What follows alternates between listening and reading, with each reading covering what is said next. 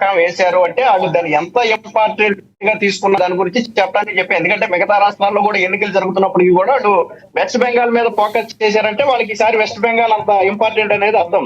ఇకపోతే మీరు ఇందాక చెప్పింది ఖచ్చితంగా వాస్తవం. గత 5 ఏళ్లలో జరిగినటువంటి అనేక సంఘటనలు ఒక్కొక్కటిగా మమతా బెనర్జీ మీద వ్యతిరేకత పెంచుతూ వచ్చిన మాట వాస్తవం. ప్రధానంగా మీరు అన్నట్టు ఆ అత్యాచార జరిగినప్పుడు దేశవ్యాప్తంగా ఉవ్వెత్తిన ఎగిసిపడటం కావచ్చు. అప్పుడు మమతా బెనర్జీ ప్రభుత్వం సరైన స్థితిలో స్పందించలేదనేది అప్పుడు బీజేపీకి ఒక ఆయుధంగా దొరికింది. అలాగే ఈ సర్రాంశం కూడా కావచ్చు. ఏదైతే బీజేపీ బంగ్లాదేశ్ కి వెస్ట్ బెంగాల్ కి ఆంధ్రాకి ఇండియాకి మధ్య గోడ కట్టాలని ఒక నినాదంతో రావడంతో కావచ్చు. అది కూడా ఆ మమతా బెనర్జీకి కొంత యాంటీ క్రియేట్ చేసింది. అంటే బంగ్లాదేశీయుల్ని అనుమతిస్తాము అనే మమతా బెనర్జీ మాటలు ఈ సమయం కొంతమంది పర్యవేక్షకులు, సుప్రీంకోర్టు ఆధ్వర్యంలో వచ్చినటువంటి కొంతమంది పర్యవేక్షకులను అక్కడ ఉన్నటువంటి కొంతమంది దాదాపుగా ఒక 24 గంటల పాటు నిర్బంధించి చిత్రహింసలు పెడితే అప్పుడు వెస్ట్ బెంగాల్ ప్రభుత్వం మమతా బెనర్జీ స్పందించలేదని సుప్రీంకోర్టు కూడా ఆగ్రహం వ్యక్తం చేసింది.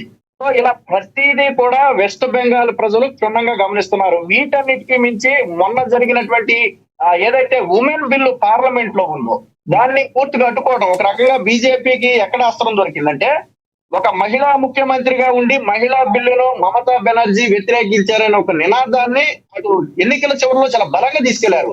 సో ఖచ్చితంగా అది పనిచేసిందంటే ఇప్పుడు ఉమెన్ ఓట్ షేరు ఖచ్చితంగా బీజేపీకి చాలా ప్లస్ పాయింట్ అయింది.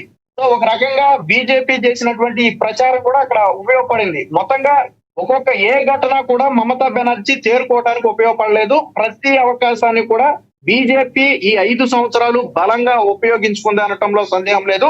ఈ చివరిలో వచ్చినటువంటి డీలిమిటేషన్ ఉమెన్ బిల్లు కూడా మమతా బెనర్జీకి కొంత యాంటీగా మారిన మాట మాత్రం వాస్తవం.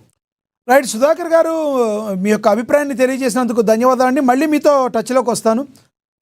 Thank you sir. రైట్, తమిళనాడులో సీఎం స్టాలిన్తో సహా 28 మంత్రులు అయితే వెనుకంజలో ఉన్నారు. తమిళనాడులో విజయ్ తన అప్రతిహత విజయాన్ని అయితే కొనసాగిస్తున్నారు. ఇక బెంగాల్లో చూసుకుంటే మరి దీదీ ఓటమి పాలు ఆల్మోస్ట్ కన్ఫర్మ్ అయినట్టుగా తెలుస్తుంది. మరి దీదీ పార్టీ వెనుకంజలో ఉంది. ఇక బీజేపీ పార్టీ ముందుకు దూసుకుపోతున్న పరిస్థితి. ఇక అస్సాం కావచ్చు, పుదుచ్చేరి కావచ్చు, ఈ రెండింటి చోట్ల కూడా బీజేపీ తన హవా కొనసాగిస్తుంది. ఇక యూడిఎఫ్ కేరళంలో ఆల్మోస్ట్ తను సింగిల్ లార్జెస్ట్ పార్టీగా వెళ్ళింది. దీంతో యూడిఎఫ్ పార్టీ కావచ్చు, దాని మిత్రపక్షాలనే కాంగ్రెస్ కావచ్చు, అక్కడ సంబరాలు చేసుకున్న పరిస్థితి మనం గమనించవచ్చు.